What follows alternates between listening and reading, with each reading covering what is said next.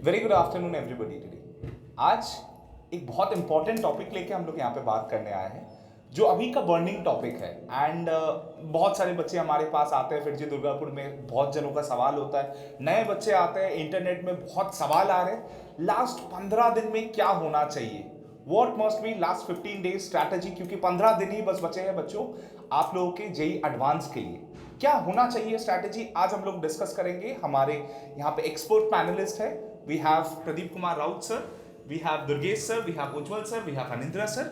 आज हम लोग एक बार सबसे जानने का कोशिश करेंगे क्या होना चाहिए फिजिक्स में स्ट्रैटेजी, क्या होना चाहिए केमिस्ट्री में स्ट्रैटेजी, और क्या होना चाहिए मैथ्स का स्ट्रैटेजी, ताकि we get a better rank, जहां पे हम लोग खड़े हैं उससे बेटर कर सके। तो to start with the panel we will start with one of the most important questions. Last 15 दिन बचा है, क्या होना चाहिए इसका strategy, right? So before that we will start with Anindra sir. Very good morning first of all sir. Sir, अगर आप हमें थोड़ा ये बता सके, लास्ट 15 दिन ही बचे हैं बस बच्चों के आईआईटीज, जो लास्ट स्टेप होता है उनका, वो ऑलमोस्ट हमारे बच्चे पहुंच चुके हैं। And they are almost on the verge of success, we can call it. They have already had a long journey. बहुत बच्चों ने 1 साल का जर्नी लिया, बहुत बच्चों ने 2 साल का जर्नी लिया है, बहुत बच्चों ने 4 साल का जर्नी लिया है, लेकिन सबके लिए अभी लास्ट 15 दिन ही बचा है सर। तो आपको क्या लगता है लास्ट 15 दिन में क्या होना चाहिए हमारे बच्चों का स्ट्रैटेजी से? अभी क्या है कि अभी तो जो भी सारे बच्चे हैं वो उसके पास नोट्स ऑलरेडी प्रिपेयर्ड है ना। तो अभी ये 15 दिन में बहुत ज़्यादा तो वो नहीं पढ़ सकता है ना। मैक्सिमम 8 to 9 आवर्स ले सकता है पर डे, ठीक है। तो अभी उसके पास जो नोट्स किसी भी फैकल्टी से पढ़ा होगा, किसी भी टीचर के साथ पढ़ा होगा, तो नोट्स उसके पास अवेलेबल है। और प्रीवियस ईयर का क्वेश्चन जेई एडवांस का, मतलब वो स्टार्ट करें 2022 का क्वेश्चन से, 2022 क्वेश्चन से स्टार्ट करें, और जहाँ तक वो कर पाए। मान लीजिए कि लास्ट 5 ईयर्स का क्वेश्चन वो कर पा रहा है, या फिर किसी का पोटेंशियल ज़्यादा है, स्पीड ज़्यादा है, तो वो लास्ट 10 ईयर्स का कर पा रहा है, या मान लीजिए लास्ट 15 ईयर्स तक का कर पा रहा है, ठीक है। ये 15 डेज है ना, तो वो लगाए पूरा, है ना। और नोट्स को जितना हो सके वो ज़्यादा से ज़्यादा रिवीजन करें, है ना। और वही नोट्स और डिवाइड, है ना। और बहुत ज़्यादा तो कंटेंट और नहीं कर सकता, है ना। टीचर का नोट्स उसके पास अवेलेबल है ना। जितना ज़्यादा से ज़्यादा वो उसको लर्न करे, है ना। और बहुत ज़्यादा टफ क्वेश्चन का प्रैक्टिस करने का ज़्यादा यूज़ नहीं, मतलब कुछ नया ना करे अभी, जो बाउंड्री बाउंड्री में में नया करने की जरूरत नहीं है, जी। ठीक है। और वो कम से कम डेली 9 आवर्स में वो डिवाइड करके, मतलब जैसे अभी क्या हो रहा है कि एडवांस में 2 पेपर होता है। एक फर्स्ट पेपर आपका 9 to 12 इसी में, है ना। सेकंड पेपर 2 to 5 का टाइमिंग है ना। तो 6 आवर्स सीटिंग तो उसको उस दिन चाहिए एग्जाम के लिए, ठीक है। तो अभी कम से कम 9 आवर्स का सीटिंग उसको पर डे चाहिए, ठीक है। 9 आवर्स मतलब 3 आवर फिजिक्स पढ़ ले, 3 आवर केमिस्ट्री पढ़ ले, 3 आवर मैथमेटिक्स पढ़ ले, ठीक है। तो वो 3 आवर लगातार होना चाहिए, ऐसे नहीं कि बीच में कुछ डिस्टर्बेंस हो गया, है ना। मतलब एकदम उसको क्या बोल सकते हैं उसको कि एक टाइम वो सेपरेट रूम चाहिए होगा, है ना। मतलब 3 घंटे का वो स्लॉट बना ले सुबह का, मॉर्निंग का 3 घंटे का, आफ्टरनून का बना ले, मतलब 2 to 5 का, है ना। और 3 घंटे का नाइट का बना ले, 8 to 11 या फिर 9 to 12, इस तरीके से, है ना। तो आप बोल रहे हैं सर कि मोटा मोटा 9 घंटा अगर बच्चा अभी पढ़ेगा, 9 घंटा अभी उसको देना चाहिए, राइट, मिनिमम। हाँ मिनिमम, Right. ठीक है। सो दैट कि वो अभी मान लीजिए कि कोई बच्चा किसी मॉक टेस्ट में, है ना, मॉक टेस्ट तो वो दे ही रहा है ना, कि किसी न किसी इंस्टीट्यूट से जुड़ा हुआ है ना। तो मॉक टेस्ट में वो मान लीजिए कोई अभी 40% स्कोर करना है एडवांस पेपर, ठीक है। तो अभी ये 15 दिन अच्छे से करके, मतलब PYQ लगा के या फिर नोट्स को अच्छे से प्रिपेयर करके रिवाइज करके, ठीक है, वो मतलब मिनिमम 5% और इम्प्रूव कर सकता है। 5 to 10% इम्प्रूवमेंट आने का संभावना अभी भी है ना। Okay. या जो बच्चा मान लीजिए 30% स्कोर कर पा रहा है, ठीक है, मॉक टेस्ट में, है ना। आफ्टर कंप्लीशन ऑफ सिलेबस लगभग कंप्लीट नवंबर दिसंबर में हो ही जाता है ऑलमोस्ट, है ना। तो इधर 2 या मतलब 3 से 4 महीने में जो रिवीजन किया है उसमें मान लीजिए कोई बच्चा 35% स्कोर कर पा रहा है, ठीक है। तो वो अभी अगर इस स्ट्रेटजी से काम करेगा, है ना, ये 15 डेज, है ना, तो वो उसमें मिनिमम 5% इम्प्रूवमेंट और 5% जोड़ता है। So it's a very important thing जो अनिंद्रा सर ने बोला है, 8 से 9 घंटा देना है, एंड आपका कुछ नहीं तो 5% तो मिनिमम इंप्रूव होने वाला है। 8 से 9 घंटा last 15 days is equivalent to more than 5% in JEE Advanced, claims our experts. सुन लेते हैं आगे इसी के बारे में। सर, बहुत सारे एक्सपर्ट्स बोलते हैं, we have Pradeep sir the managing partner of FIITJEE Durgapur. Sir, we would love to have your opinion on this. Sir, बहुत सारे एक्सपर्ट्स बोल रहे हैं कि 8 से 9 घंटा काफी है। अब बच्चे और बहुत सारे टीचर्स बोलते हैं 15-16 घंटा भी काफी नहीं है। सर, आपको क्या लगता है sir, what must be the ideal strategy for next 15 days to make a difference? JEE advance exam 15 दिन पहले स्टूडेंट ज़्यादा कुछ न्यू नहीं कर सकता है। आपको जो बच्चा पहले पढ़े हो उसको प्रॉपर्टी रिविजन करना है, उसको रिकॉल करना है, आपका जो क्लास नोट्स है और आपका फॉर्मूला नोटबुक है उसको बढ़िया से रिवीजन करना है। और आपको न्यू क्वेश्चन प्रैक्टिस नहीं करना है। जो क्वेश्चन आप लोग पास्ट में किए हैं, जो आर्काइव से फिर का आर्काइव आता है पास्ट ईयर क्वेश्चन, उसमें से जो क्वेश्चन आपने पहले अटेम्प्ट लिए हैं जो नहीं बना है उसको आप फिर से बनाइए। और जो ग्लोरीफायर हमारा जो आपने ग्लोरीफायर आप में बहुत सारा क्वेश्चन है, क्वेश्चन बैंक है, उसमें आपको शॉर्टिंग करके दे देगा। आप क्वेश्चन पहले अटेंड किए हो उसमें आपको शॉर्टिंग करके दे देगा कितने क्वेश्चन आप नहीं किए हो बढ़िया से, जो क्वेश्चन आपसे नहीं बना है, और उसको फिर से रीअटेम्प्ट करना है। और रिवीजन जो कर रहे हो, रिवीजन को प्रॉपर प्लानिंग के साथ करना है। तो मेरे को 15 डेज में रिवीजन करना है, तो फिजिकल केमिस्ट्री में, केमिस्ट्री का बात कर रहा हूँ, फिजिकल केमिस्ट्री 5 डेज में करना है, और इनऑर्गेनिक 5 डेज में करना है, ऑर्गेनिक 5 डेज में करना है। तो टोटल रिवीजन प्रॉपरली होना है। प्लानिंग के दौरान आपको लगा है कि ये टॉपिक मेरा ठीक ठाक नहीं हुआ है, मैं इसमें कमजोर हूँ, तो उस पर लास्ट मिनट में बढ़िया से रिवीजन करना है, उसका नोट्स, उसका फॉर्मूला, और उस लेवल का थोड़ा बहुत अगर क्वेश्चन कर सके जरूर करना है। लेकिन इनऑर्गेनिक को ज़्यादा टाइम देना है लास्ट मिनट। फिर जी का जो पैकेज है उसको प्रॉपरली रिवीजन करना है। आपका GMP, RTPF और आपका जो भी मटेरियल दिया है उसमें आपको फॉर्मूला नोट्स ऑलरेडी अवेलेबल है, तो उसको एक्सेप्ट दिस आप लोग अपना भी नोट्स बनाए होंगे, तो उससे प्रॉपरली रिवीजन करना है। अगर आपका खुद का नोट्स नहीं है, ऑर्गेनाइज हुए नहीं है, तो फिर जी का जो GMP है उसमें आपका ऑलरेडी फॉर्मूला का एक कलेक्शन है, तो उससे आप लोग रिवीजन करना है। तो revision, last minute revision definitely will help, क्योंकि हो सकता है कि एक दो फॉर्मूला आप भूल गए एग्जाम टाइम में, तो आप प्रॉपरली रिवीजन किए हो तो उसमें आपका क्वेश्चन गलत होने का चांसेस कम रहेगा। ठीक है, और आप फोकस रहना है, क्या करना है इस टाइम को आपको प्रॉपरली प्लान करके फोकस करके उसको इम्प्लीमेंट करना है। सो दिस लास्ट 15 मिनट्स में आपको एक्सेप्ट स्टडीज, आपका हेल्थ को भी ध्यान देना है। आपको ज़्यादा नहीं खाना है, रात को लाइट वेट फूड लेना है, आपको हेवी फूड नहीं लेना है, और ऑयली फूड और जंक फूड अवॉइड करना है। ओके, तो फ्रूट्स वेजिटेबल्स पे ज़्यादा फोकस करना है। इससे क्या होगा, आपका हेल्थ फिट रहेगा, मेंटली आप अलर्ट रहेंगे। और रात में नींद सही से करना है। लास्ट 15 डेज में साउंड स्लीप होना चाहिए, तब ब्रेन आपका एक्टिव रहेगा। तो आप रात को 4 आवर्स 5 आवर्स स्लीप करने से नहीं होगा, you have to make 7 to 8 hours sleep, that is must. ज़्यादा स्ट्रेस नहीं लेना है, मेरा हुआ नहीं, रिविजन नहीं है, मैं क्वेश्चन कर सकता हूँ, कॉन्फिडेंस, ये सब नहीं सोचना है। You think positive, you have done best, you have done your preparation is the best, self confidence रखना है। तो ये सब चीज़ पे आप फोकस करेंगे, डेफिनेटली आप अच्छा करेंगे। तो ये डिपेंड करता है आप कितना आवर्स पढ़ सकते हैं। ऐसे नहीं है, कोई फिक्स टाइम नहीं है। कुछ स्टूडेंट क्या है, डेली 14 to 16 आवर्स भी पढ़ सकते हैं, it depends upon your appetite of studies. तो minimum 9 hours, we told that minimum 9 hours means आपको एग्जाम तो 6 आवर्स देना है। ठीक है, उस टाइप का आपको प्रिपरेशन 3 सब्जेक्ट करना है, तो इसके लिए 3 into 3 9 आवर्स आपको प्रिपरेशन करना है।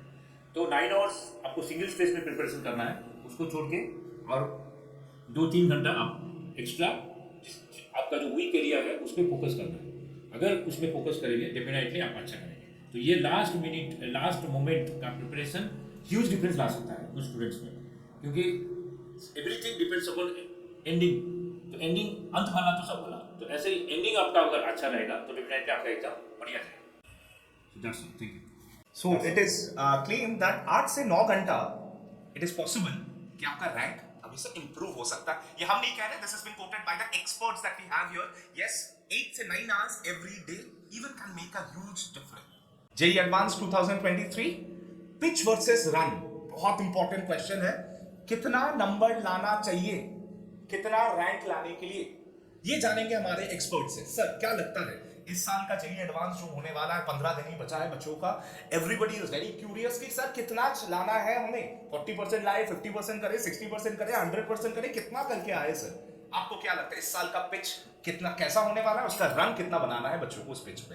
देखिए, जेई एडवांस का पेपर का जो सबसे खूबसूरत बात है ना, वो ये है कि उसका पैटर्न क्या होगा वो पहले से कभी किसी को पता नहीं होता। जो लेवल होता है उसका पेपर का वो बहुत ज़्यादा वैरी करता है एवरी ईयर। तो pattern of the question, marking scheme सब कुछ वैरी करता है एवरी ईयर। अब सपोज कि कुछ ईयर पेपर में क्वेश्चंस कंपैरेटिवली थोड़ा इजियर लेवल पर आया, तो आप देखेंगे कि उसमें कट ऑफ रैंक भी बहुत ऊपर जाता है। जो हाईएस्ट स्कोर लेके आते हैं उनका भी स्कोर बहुत ऊपर जाता है। पेपर किसी ईयर अगर बहुत ज़्यादा टफ किया जा रहा है, कुछ क्वेश्चन थोड़ा टफ आ गया, तो उस ईयर डेफिनेटली आपको ड्रॉप मिलेगा कट ऑफ में, है ना। उस ईयर जो हाईएस्ट जो फर्स्ट रैंक लेके आ रहे हैं जेई एडवांस में, उसका भी मार्क्स ड्रॉप होता है। सो ये एक ऐसा चीज़ है कि जेई एडवांस में आप कभी भी ये श्योर शॉट नहीं बता सकते कि इस ईयर इतना मार्क्स में इतना रैंक जाएगा, इतना मार्क्स में इतना रैंक जाएगा, ये कभी कोई नहीं बता सकते, आप बस गेस कर सकते हैं। लेकिन वो गेस वर्क करना मुझे नहीं लगता कि स्टूडेंट्स के लिए इस पॉइंट पर बहुत बेनिफिशियल है। उनको सब्जेक्ट पे ध्यान देना चाहिए, एग्जाम्स पे ध्यान देना चाहिए, ना कि इस पे फोकस करें कि मैं इतना मार्क्स स्कोर कर लूँ तो मेरा इतना रैंक आ जाएगा। ये सब बाद का बात है, आप एग्जाम होने के बाद ये सब में दिमाग लगाते रहिए, कोई दिक्कत नहीं है, लेकिन अभी आप सब्जेक्ट पे फोकस करिए, वो ज्यादा मैटर करता है। राइट, तो फिर भी कोई प्रेडिक्शन है सर कि इस बार क्या हो सकता है? आप लोग 15 साल से आप हैं सर, आप खुद आईआईटी का एग्जाम में बैठ चुके हैं सर, आपका आई एम वेरी श्योर आपका तैयारी और बच्चों का तैयारी इस बार अंतर होगा इसमें, बट आपको फिर भी एक तो प्रेडिक्शन होना है सर कि कैसा होगा इस बार का पेपर, अगर हम क्या लग रहा है? प्रेडिक्शन का बात करें, देखिए जेई का एडवांस का पेपर हमेशा बहुत बैलेंस्ड है। ऐसा कभी नहीं होता कि अगर पर सब्जेक्ट में किसी एक सब्जेक्ट में 18 क्वेश्चंस ऑन एवरेज आता है हमारे पास एग्जाम में, तो 18 का 18 क्वेश्चन बहुत टफ है, ऐसा नहीं है। मैं हमेशा स्टूडेंट्स को ये चीज़ बोलता हूँ कि देखिए जेई मेंस में हर क्वेश्चन आसान नहीं होता और जेई एडवांस में हर क्वेश्चन टफ नहीं होता, ठीक है। तो वो सिलेक्ट करना ज़रूरी है आपको कि आप कौन सा क्वेश्चन आप बना पा रहे हैं, कौन सा क्वेश्चन आपसे ट्राई करने के बाद भी फंसने का चांसेस बहुत ज़्यादा है, तो उसमें टाइम वेस्ट करके फ़ायदा नहीं है। मैं आपको एक एग्जांपल देता हूँ, जैसे अभी कोविड के टाइम से हम सब निकले हैं, है ना। जेई एडवांस के हिस्ट्री में अगर मैं 10 इयर्स का भी हिस्ट्री देखूँ जेई एडवांस का उठा के, तो आज तक कभी भी एक्सेप्ट कोविड पीरियड जो कट ऑफ गया है 20% से कम नहीं गया है, राइट। लेकिन कोविड के टाइम पे ऐसा हुआ कि in those 3 years the percentage cut off percentage has been down to 17%, ठीक है। तो ऐसा नहीं हो, इसका मतलब क्या हुआ, क्या कोविड के टाइम पे पेपर बहुत टफ आया था? ऐसा कुछ नहीं है, वो सब स्टूडेंट्स पे डिपेंड करता है, एक मास पे डिपेंड करता है कि जो एग्जाम स्टूडेंट्स दे रहे हैं, जिस ईयर स्टूडेंट्स एग्जाम दे रहे हैं उस ईयर में क्या मास का मूड है, स्टूडेंट्स का प्रिपरेशन लेवल क्या रहा है, ठीक है, क्या सिचुएशन रहा है उस टाइम पर जब लोग एग्जाम्स दे रहे हैं, उन सब फैक्टर्स पे डिपेंड करता है। तो ब्लडली ये बता देना कि इस साल आप इतना मार्क्स ले आइए, इतना रैंक आ जाएगा, मुझे नहीं लगता कि ये कोई फिजिबल चीज़ है या इंटेलेक्चुअल बातें है ये सब। Very true, very true. I guess बच्चों आपको ये आंसर मिल चुका है कि पिच वर्सेस रन क्या होने वाला है। ये कोई पेपर पे डिपेंड नहीं करेगा, ये आप लोगों के ऊपर डिपेंड करने वाला है, आपकी प्रिपरेशन पे डिपेंड करेगा, आप किस तरीके से एक सब मास आप लोग प्रिपेयर करके जा रहे हैं, उस दिन क्या होने वाला है एग्जाम में, दैट डे विल डिसाइड कि पिच का हाल क्या होगा और रन कितना चाहिए होगा इस पिच पे खेलने के लिए। JEE advance 2023 we are back with blunt questions and with the expert faculties. So to start with we have Durgesh sir here. Sir एक बहुत इंपॉर्टेंट क्वेश्चन आ रहा है बच्चे के बीच में कि 15 दिन बचा हुआ है, अब इस 15 दिन में रैंक को इम्प्रूव कैसे करें? बहुत बच्चा चाहता है कि 2000 के अंदर आ जाए, बहुत बच्चा चाहता है 500 के अंदर रैंक आ जाए, बहुत बच्चा चाहता है 5000 के अंदर आ जाए, बहुत सारे ये भी बच्चे कि लग रहा है कि हो जाए मेरा, है ना सर, बहुत जन चाहते हैं कि बस मेरा निकल जाए। तो उन बच्चों के लिए लास्ट 15 दिन में आपका क्या सजेशन है? पढ़ाई तो हमारे बच्चे कर चुके हैं, very sure they are tip top, जैसे सर ने भी बोला they are perfect with their preparation. Sir ने भी बोला कि बच्चों के ऊपर डिपेंड करेगा कि क्या उस साल का पिच होने वाला है, रैंक क्या होने वाला है, वो उस पर डिपेंड करेगा। लेकिन कोई अगर बच्चा बोले कि सर मेरे को 2000 से 500 में लाना है, इज इट पॉसिबल सर? देखिए बच्चों ने प्रिपरेशन अच्छी से करी है, लास्ट मोमेंट पे अगर अच्छी रैंक के बारे में आप सोचते हो तो मैं बच्चों को जनरली एग्जाम में जाने से पहले कुछ फ्यू टिप्स देता हूँ। उसमें सबसे पहला पॉइंट ये है कि स्टे पॉजिटिव। अगर आप एग्जाम देने जा रहे हो ना तो आप किस माइंडसेट से जा रहे हैं। बहुत सारे बच्चे ये सोचते हैं कि मेरा सिलेबस कंप्लीट नहीं हुआ है, हमने अच्छे से पढ़ाई नहीं करी है। आपको इस मोमेंट पे ये सोचना ही नहीं है, आपको ये सोचना है कि आपको अच्छी अच्छी चीज़ें सोचनी है, आपको खुद पे बिलीव करना है। जनरली ऐसा होता है कि अगर आप अच्छा सोचते हो तो आप अच्छा परफॉर्म करते हो। आपने जो एफर्ट ये 2 साल में जो अपने एफर्ट लगाए हैं, आपकी जो कैपेबिलिटी है, आपका जो पोटेंशियल है, अब उसको दिखाने का टाइम आ गया है। जनरली एग्जाम जो है ना, इसमें आपको अपने ऊपर बर्डन लेके ही नहीं जाना है। अगर आप सपोज आप 100 मीटर स्प्रिंट में भाग रहे हो, डजंट इट मेक सेंस कि हमारे पैर में कोई भारी चीज बंधी हुई है।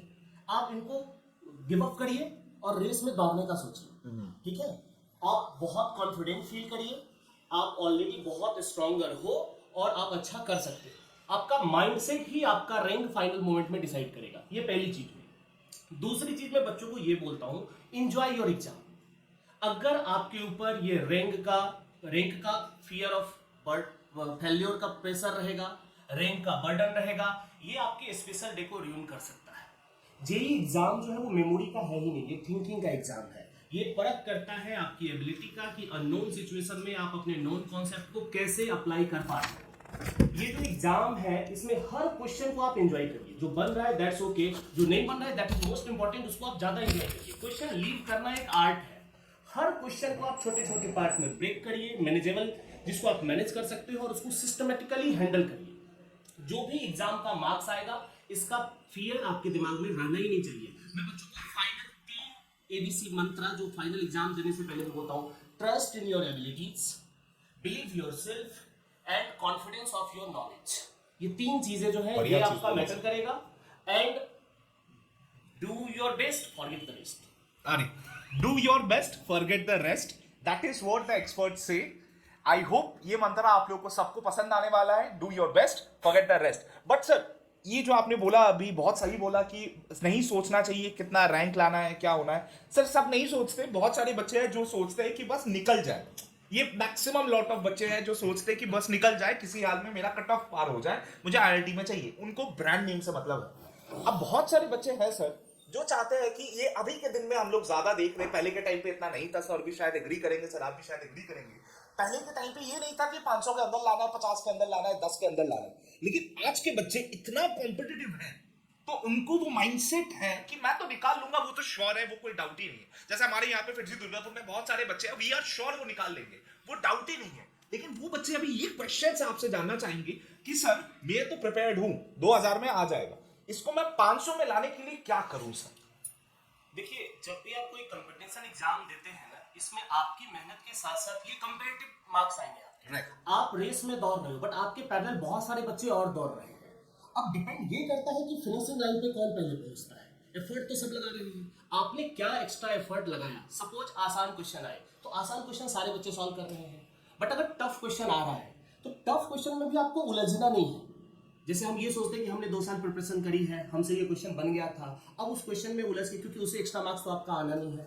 अगर आप कोई क्वेश्चन नेगेटिव करते हो तो आप -1 नहीं कर रहे, एक्चुअली में आप -5 कर रहे हो, क्योंकि वो क्वेश्चन तो नेगेटिव हो ही गया, साथ ही साथ आपने जो सही कर रखा है वो भी आपका गलत हो जाएगा। तो अगर आप और अच्छे रैंक के चक्कर में अननेसेसरी क्वेश्चन को अटेम्प्ट करना शुरू कर दिए, आपने पहले ये माइंडसेट बना लिया कि हमारी इतनी रैंक आएगी, ये कुछ होता ही नहीं है।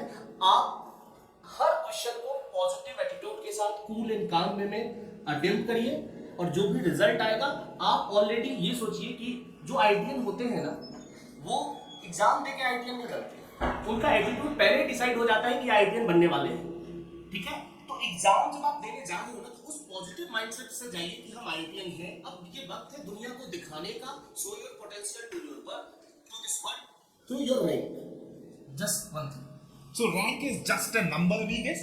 और जो सर बोले, I guess if I have to summarize it and मतलब in a nutshell अगर बताना है, कोई भी सवाल जो आपके औहदे से ऊपर है, उसको ईगो में लेके जानबूझ के उसके साथ फाइट में नहीं जाना है, उसके साथ उलझना नहीं है। अगर लग रहा है कि सवाल टफ है, it's better to leave than spend your time on that question and get a negative answer, and उस जंग में शहीद होने से कोई मतलब नहीं बनता। Better to leave that question and walk forward. Thank you. JEE Advanced 2023, we are back with few important questions. Subject wise थोड़ा बात करेंगे, जानेंगे कि हर सब्जेक्ट का तैयारी करने का तरीका क्या होना चाहिए। 15 दिन ही बचा हुआ है, हर सब्जेक्ट को कितना वेटेज देना है, किस में कितना टाइम चाहिए, उन सब्जेक्ट्स के एक्सपर्ट से जान लेते हैं थोड़ा within next few minutes.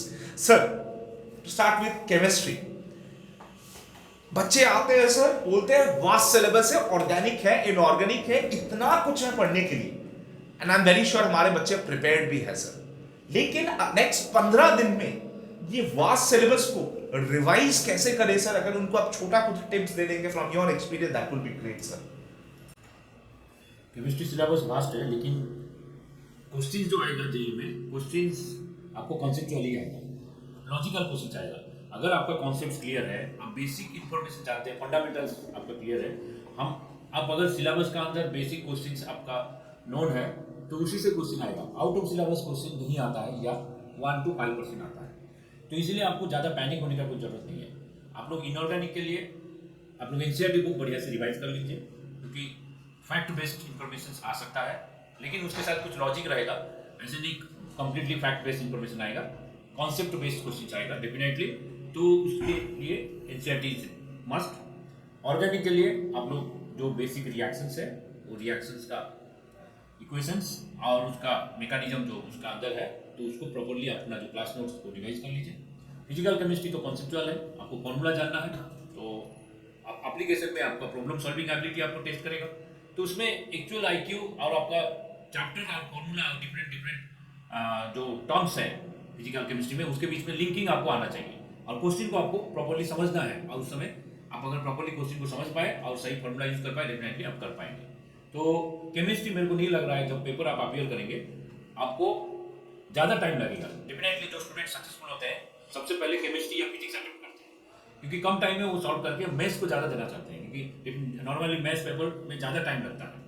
तो अगर आप केमिस्ट्री पहले करते हैं तो केमिस्ट्री में आप क्या कर सकते हैं, पहले आप इनऑर्गेनिक या ऑर्गेनिक क्वेश्चन को अटेम्प्ट करिए, उसके बाद फिजिकल क्वेश्चन अटेम्प्ट करिए, क्योंकि फिजिकल में आपको टाइम लगेगा प्रॉब्लम सॉल्विंग में। लेकिन जनरल ट्रेंड क्या होता है, जो अच्छे स्टूडेंट होते हैं वो लोग क्वेश्चन को सिलेक्ट नहीं करते हैं, वो सीरियल नंबर से स्टार्ट कर लेते हैं। आपको जब भी पेपर सॉल्व कर रहे हैं तो आप देखिए कौन से चैप्टर में आप स्ट्रॉन्ग है, कौन से चैप्टर में आप वीक है, आपका स्ट्रेंथ आपका वीकनेस के हिसाब से एग्जाम पेपर का प्लानिंग आप कर सकते हैं। अगर आपको लग रहा है कि ओवरऑल आप सही है, आप टारगेट कर रहे हैं आप अच्छा रैंक की, तो डेफिनेटली आप जैसे क्वेश्चन आ रहा है उसे अटेम्प्ट करते जाइए, that is not a problem. ये डिपेंड करता है आपका एबिलिटी और आपका जो प्रिपरेशन का ऊपर। बेसिकली सर आप बोलना चाह रहे हैं कि पेपर तो वास्ट हो गई, it will be difficult, but उसको थोड़ा मेकअप करने का तरीका हर बच्चे का डिफरेंट होता है। कोई पहले करेगा केमिस्ट्री, कोई सीरियल वाइज करेगा, कोई मतलब जैसा है लास्ट में जाके करेगा, बट जनरल स्ट्रैटेजी बोलता है जो सक्सेसफुल स्टूडेंट्स है वो केमिस्ट्री और फिजिक्स को पहले अटेंड कर लेते हैं, right sir? Yes thank you so much sir.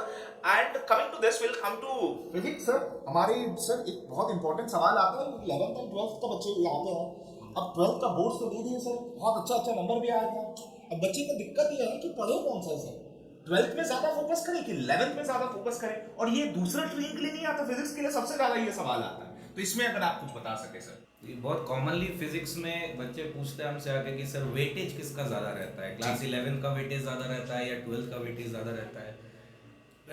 मैं जो बोल रहा था कि देखिए जेईई एडवांस का पेपर जब हम बोलते हैं ना कि उसका कोई फिक्स पैटर्न नहीं है ना, वही चीज़ वेटेज के लिए भी होता है।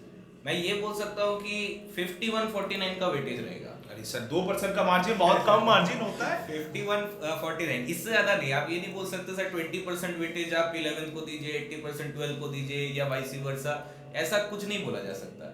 हाँ, 1-2 क्वेश्चन का ही वेटेज में फर्क पड़ता है। कभी होगा कि मान लीजिए 18 क्वेश्चन आ रहा है तो हो सकता है कि 10 क्वेश्चन 12 से आ जाए, 8 क्वेश्चन 11 से आ जाए, है ना। किसी साल आपको 10 उल्टा भी मिल सकता है, 10 क्वेश्चन क्लास 11 से मिल सकता है, 8 12 से मिल सकता है। तो ऑलमोस्ट 51-49% का वेटेज रहता है, बहुत ह्यूज गैप कभी नहीं रहता है एडवांस में। तो आप बोल रहे सर इट इज 51% to 49%। ये बहुत इंपॉर्टेंट सर ने बताया कि 51% और 49% का वेटेज का गेम रहेगा इस साल। कौन सा रहेगा, क्या होगा, ये पता चलेगा सर जेईई एडवांस के पेपर के दिन। तो वेट करते हैं, देखते हैं क्या होता है। एंड सबसे जो इंपॉर्टेंट जो सबने बताया, दोनों ने बताया कि मैथ्स का पेपर बहुत लंबा होता है। तो ये तो सर हम भी जब स्टूडेंट थे हम लोग भी डरते थे मैथ्स से। आज के भी बच्चे कुछ अलग नहीं है, मैथ्स सब आके बोलते सर इतना लंबा पेपर है, करे कैसे। केमिस्ट्री सर ने तो पहले ही बोल दिया कि पहले तो केमिस्ट्री एंड फिजिक्स कर लो बिकॉज मैथ्स में ज्यादा टाइम लगने वाला है। तो सर आपकी क्या राय है कि मैथ्स पेपर को कैसे हैंडल करें, जहां पे सब बोल रहे हैं कि मैथ्स का पेपर इस साल भी शायद उतना ही लेंदी हो, तो इसको कैसे हैंडल करें सर? इन जनरल क्या होता है कि थर्ड सेक्शन मैथ्स होता है, तो क्या होता है कि बच्चे टाइम मैनेजमेंट अगर सही से नहीं कर पाए तो फिजिक्स केमिस्ट्री में वो ज़्यादा टाइम दे पाते हैं, क्योंकि उनको लगता है कि मुझे ईच एंड एवरी क्वेश्चन करना है। तो इन जनरल 40 to 50 मिनट्स उनका मैथ्स के लिए बचता है। अब मैथ्स एक ऐसा सब्जेक्ट है जिसमें आपके अगर कॉन्सेप्ट आपको थ्योरी पता है फिर भी आपको कैलकुलेशन करना ही है, और मैथ्स में ज़्यादातर क्वेश्चन जो आते हैं वो मल्टीपल कॉन्सेप्ट के आते हैं, यानी कि अगर आप कैलकुलेट कर रहे हो सकता है उसमें अलजेब्रा का कोई अप्रोच यूज हो रहा हो। तो जनरली क्या होता है कि बच्चे को एग्जाम से पहले जो फिटजी के दिए हुए मॉक टेस्ट है उनको सीरियसली अटेम्प्ट करना है, क्योंकि मैथ्स में आपको अगर आप थ्योरी पता है फिर भी आपको वो जो 3 मिनट का कैलकुलेशन है वो ईच एंड एवरी क्वेश्चन में करना ही पड़ेगा। First thing. सेकेंड थिंग ये है कि मैथ्स के क्वेश्चंस को जब आप सॉल्व कर रहे हो तो आप ना स्टार्टिंग के हाफ एन आवर में हर क्वेश्चन आपकी नजर के सामने से एक बार चला जाना चाहिए। इन जनरल क्या होता है कि बच्चे स्टार्टिंग के 4-5 क्वेश्चन में उलझ के रह जाते हैं, जब वो एग्जाम के बाहर आते हैं तो उनको लगता है ये लास्ट के जो कुछ क्वेश्चंस थे ये तो बहुत आसान थे, अगर मैं एग्जाम हॉल में करता तो ये मेरा बहुत अच्छा होता, बट एग्जाम में तो आपने किया नहीं, और जेईई तो आपको एक ही मौका दे रही है।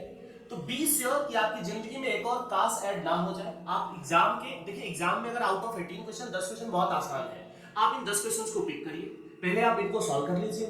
अब जो क्वेश्चन आपको लग रहा है कि ये बन जाएगा आप उसको सर्कल करके छोड़ दीजिए। बहुत सारे ऐसे क्वेश्चन होंगे जो देखते ही लग जाएंगे कि आपसे नहीं बनेगा। रदर देन उनमें टाइम इन्वेस्ट करना, आप उनको स्किप कर दीजिए। तो मैथ्स में आपको एक स्ट्रेटजी बनानी पड़ेगी, 1 आवर देना पड़ेगा, इवन दूसरे सब्जेक्ट से कुछ टाइम लेके आपको देना पड़ेगा मैथ्स के लिए। वो ऑलरेडी सर लोग बता चुके हैं। तभी आपका अच्छा हो पाएगा। एंड प्लानिंग आपकी अच्छी होनी चाहिए। आप थोड़ा सा प्रैक्टिस में रहिए, जो टॉपिक्स हैं, जो स्कोरिंग टॉपिक्स हैं like vector, 3D, determinant, matrix, probability, जिससे फिक्स है कि क्वेश्चन आएंगे ही आएंगे। ठीक है, मैथ्स में क्या होता है, जनरली बोला जाता है कि 12th का वेटेज 60 है, 11th का 40 है, बट मेरे पॉइंट ऑफ व्यू से देखा जाए तो जो 60% 12th का बोल रहे हैं उसमें पूरा का पूरा 11th का भी कॉन्सेप्ट बहुत सारे क्वेश्चन में यूज हो रहा है। तो वेटेज का तो कोई फिक्स हम बता नहीं सकते, बस आपको प्रैक्टिस में जाना है। और अगर आपको 1 आवर में पेपर करना है पूरा, तो आपको अभी उन क्वेश्चंस को, प्रीवियस ईयर के पीवाईक्यू को आप 50 मिनट 45 मिनट में करने की प्रैक्टिस करिए, क्योंकि एग्जाम हॉल में जाके एकाएक आपसे क्वेश्चन नहीं बनने वाले हैं। तो अगर आपकी प्रैक्टिस अच्छी होगी तभी आपका परफॉर्मेंस अच्छा होगा। बहुत सही बोला, प्रैक्टिस पे परफॉर्मेंस डिपेंड करता है। और सर आपने भी ये बात थोड़ी देर पहले बोला था कि मतलब हमें वो वेटेज का बात तो समझ में नहीं आएगा, सर ने भी बोला वेटेज क्या है, we won't be clear about it, this is one of the most difficult papers. Difficult बोलना सही नहीं होगा, वो डिफिकल्ट बच्चों के माइंड में है, लेंदी होता है पेपर। लेकिन सर माना जाता है जेईई एडवांस एक ऐसा पेपर है जहां पे वो कला दिखना चाहिए कि कितना छोड़ना है और कितना करना है। तो बहुत सारे पेरेंट्स एंड बहुत एक्सपर्ट सजेस्ट करते हैं कि मैथ्स ही वो पेपर है जहां पे छोड़ने का कैपेसिटी डिसाइड करता है। तो आपको क्या लगता है sir, is it that subject maths जो डिसाइड करता है कि कितना छोड़ना चाहिए और कितना होना चाहिए? देखिए प्रीवियस 5 इयर्स का एडवांस का क्वेश्चन आप देखेंगे, है ना, तो उसमें 4 या 5 टाइप का क्वेश्चन आता है। ठीक है, एक होता है integer type, single correct, next आपका more than one option correct, next comprehension based question होता है या पैसेज बेस्ड क्वेश्चन बोलते हैं, है ना।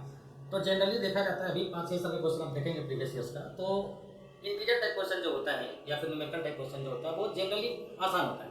ठीक है, और जो लोग बोलते हैं कि पेपर 40% आसान था, 20% मॉडरेट था, नेक्स्ट 30% टफ था, वो टफ वाला जो क्वेश्चन जनरली जो होता है वो मोर देन वन ऑप्शन करेक्ट वाला क्वेश्चन होता है जनरली।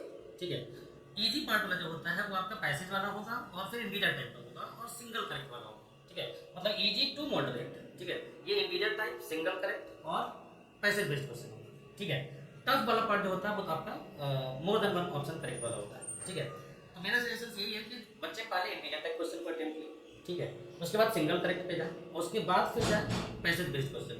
पैसेज वाले में 2 या 3 क्वेश्चन होता है, एक क्वेश्चन में उसका पार्ट करके मतलब 2 या 3 क्वेश्चन होता है। ठीक है, फर्स्ट वाला क्वेश्चन जनरली आसान होता है, उसमें भी मतलब पैसेज में मान लीजिए एक क्वेश्चन में 2 क्वेश्चन, फर्स्ट क्वेश्चन जनरली आसान होता है सेकंड वाले से। अगर फर्स्ट वाला भी कर ले तो कम से कम कुछ तो कर पा रहा है बच्चा।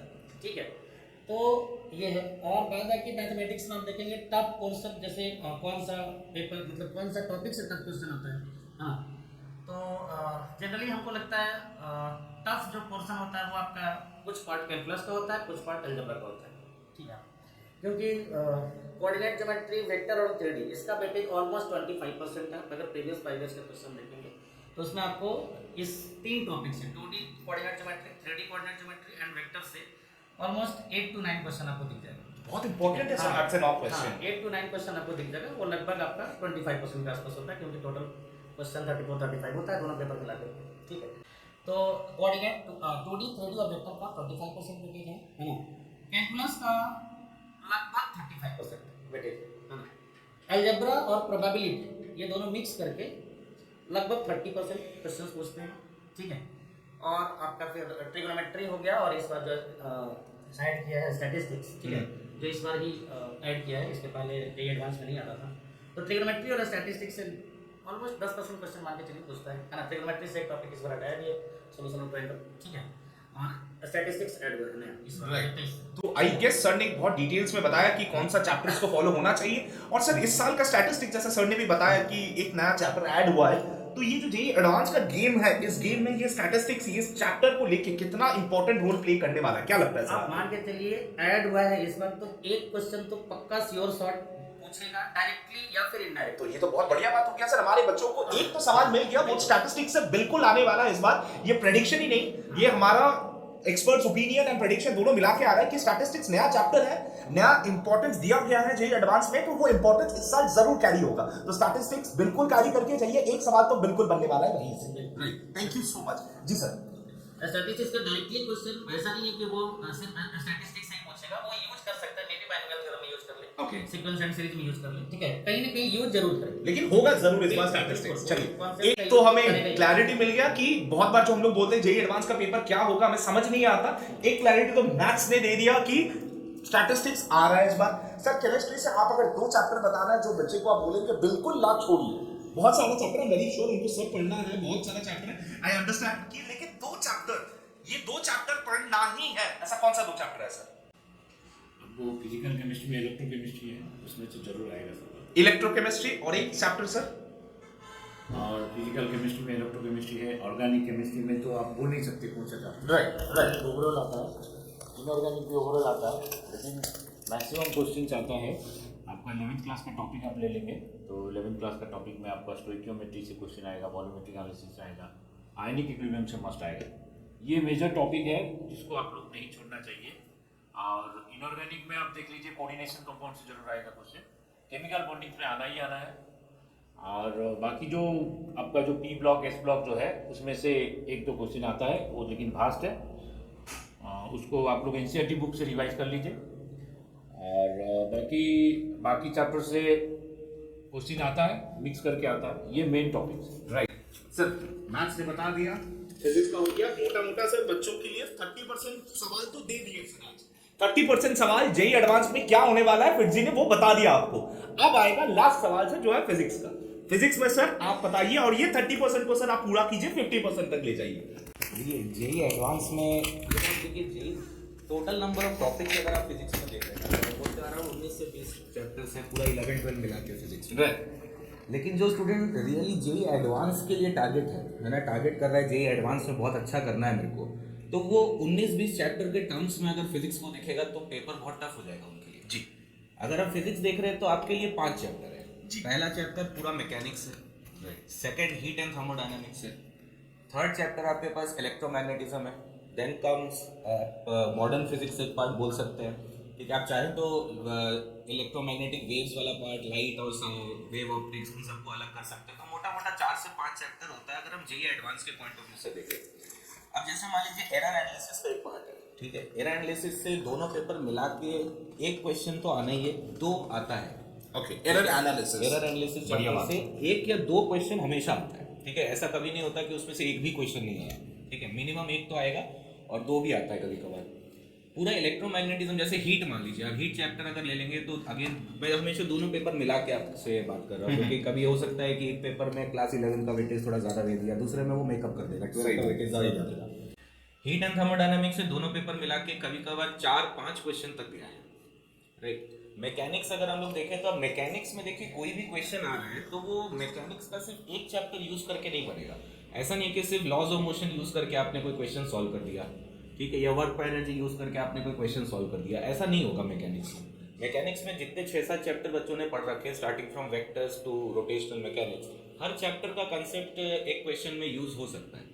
तो उस तरह का क्वेश्चन जो आता है मैकेनिक्स से 2-3 क्वेश्चन आपको प्योरली मैकेनिक्स का मिल जाएगा जी। कुछ क्वेश्चन इलेक्ट्रोमैग्नेटिज्म में आपको ऐसा मिलेगा जिसमें मैकेनिक्स यूज हो रहा हो, ठीक है। तो सेग्रीगेट करना एडवांस में बहुत टफ हो जाता है कि आप बोल सकते हैं सर ये क्वेश्चन कुछ चैप्टर से हीट एंड थर्मोडायनामिक्स चलिए ठीक है उसी चैप्टर से सॉल्व हो रहा है, एरर एनालिसिस उसी चैप्टर से सॉल्व हो रहा है। अब इलेक्ट्रोमैग्नेटिज्म का क्वेश्चन प्योरली वहां से भी आ सकता है, उसमें मैकेनिक्स भी इन्वॉल्व हो सकता है, राइट, ठीक है। बट वेटेज के टर्म्स में आप बात करें heat and thermodynamics 4 to 5 questions रहेंगे, एरर एनालिसिस 2 क्वेश्चन 1 क्वेश्चन जरूर रहेगा।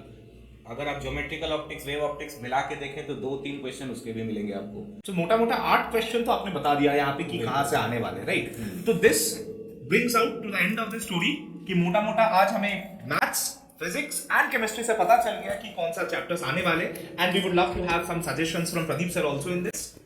कुछ टॉपिक है जो केमिस्ट्री फिजिक्स में कॉमन है, मैंने जैसे सर बताया कि थर्मोडायनामिक्स, तो ऐसे केमिस्ट्री में भी है, थर्मोडायनामिक्स है। थर्मोडायनामिक्स जो टॉपिक है आप उसको पढ़ने से आपको फिजिक्स मैथ्स दोनों में कॉमन है। और kinetic theory of gases, gas laws, gases state chemistry में है, वो कॉमन टॉपिक है। और रेडियो एक्टिविटी एक कॉमन टॉपिक है, लेकिन इस साल से radioactivity JEE chemistry syllabus से डिलीट हो गया, लेकिन फिजिक्स सिलेबस में मॉडर्न फिजिक्स में है। और एक टॉपिक है atomic structure. Atomic structure common है और मॉडर्न फिजिक्स में भी एटॉमिक स्ट्रक्चर का कॉन्सेप्ट है। प्रॉब्लम जो आता है, प्रॉब्लम में थोड़ा सा डिफरेंट आता है, उसमें न्यूक्लियस पे भी क्वेश्चन आता है, क्योंकि आपका भी जो क्वेश्चन मास डिफेक्ट से आता है, बाइंडिंग एनर्जी से आता है, पैकिंग फ्रैक्शन से आता है, जो फिजिक्स में आता है, जो केमिस्ट्री में नहीं आता है। लेकिन 70 to 80% सिलेबस फिजिक्स केमिस्ट्री में सेम है। तो ये टॉपिक को आप लोग अच्छे से रिवीजन कर लो, क्योंकि दोनों सब्जेक्ट में आपका इसमें स्कोर करने का चांसेस रहता है। बढ़िया। तो इसको छोड़ के और बाकी जो टॉपिक है आपको सॉलिड स्टेट, लिक्विड सॉल्यूशन और जो भी जो टॉपिक है आपको मेटलर्जी है, ये टॉपिक से भी एक दो क्वेश्चन आता है। तो ये जो टॉपिक जो सेकेंड इंपॉर्टेंट टॉपिक है उसमें से भी आपको ब्रशअप करके जाना है। और ऐसे आप प्रॉपरली प्लान कर लेंगे तो डेफिनेटली आप आराम से 40 to 50% स्कोर कर सकते हैं। As per the cut off last year 40% marks जो लाया उसको बिलो 1000 तक का है। तो इसका मतलब है आप अगर प्लान करके मिनिमम 50% मार्क्स ले आए तो डेफिनेटली आपको 1000-1500 के अंदर आपका रैंक आ जाएगा। So this should be the target. So यहाँ पे आई गेस एक चीज तो पता चला है कि एक तीर से दो निशाने कैसे ताके जा सकते हैं। कुछ चैप्टर्स है जो फिजिक्स में कॉमन है, जो केमिस्ट्री में कॉमन है, उनको कैसे टारगेट किया जाए वो हमारे एक्सपर्ट्स ने आज यहाँ पे क्लैरिटी दिया है। और सेकंड बात, ये वीडियो को ध्यान से देखिएगा क्योंकि इसमें आपके पास ट्रिक छुपा है 50 से 60% सिलेबस कंप्लीट करने का और क्वेश्चंस टारगेट करने का। That was the expert opinion from FIITZY and we thank you all for joining us. Thanks a lot.